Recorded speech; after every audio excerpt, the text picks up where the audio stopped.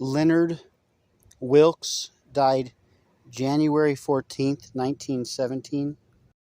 Hazel Wilkes died February 25th, 1917. They were brother and sister, died 1 month apart. A picture of her laying in her casket. And she was looking at it because they used to lay dead people in your house, and friends came there for visitation. And she said, "Oh, I'm going to die." And she was looking at a picture of her face in this casket. And mother's, it would be her aunt. She was kind of a fortune teller woman. She said, "Hazel, you stop that." She took her in the other room and she was going to scold her. And she looked in her hand, and sure enough, there was this picture in her hand of little Hazel laying in this coffin. And she said, you mustn't tell your mother. You mustn't say anything more. She's so devastated by the loss of little Leonard." And sure enough, within a very short time, Hazel died. But They would walk out to the cemetery, right? before that, every Sunday, my grandma and grandpa at one point owned a grocery store.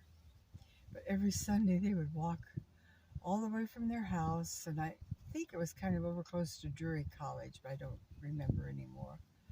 And they would walk all the way out here because everybody didn't have a car.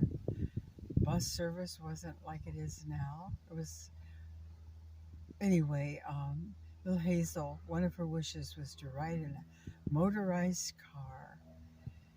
And sure enough, when she died, the undertaker, whoever, took her away to prepare her body. They took her away in a car, and she finally got to ride in a car.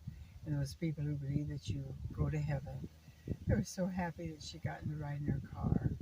And one time when Rose and I and Warren were visiting my grandma and grandpa down on the farm, Grandma had this little trunk.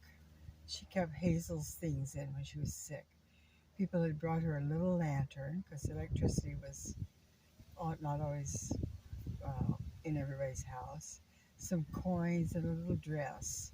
My cousin Sue has her little dress in kind of a big picture frame. It's very pretty. But Grandma and Grandpa had said, "Do not ever touch that trunk." And that was me and Rose and Warren upstairs. And thought we were being so sneaky, and we went into Grandma's, well, Grandma had bedrooms upstairs, one, and then there was another kind of an open room.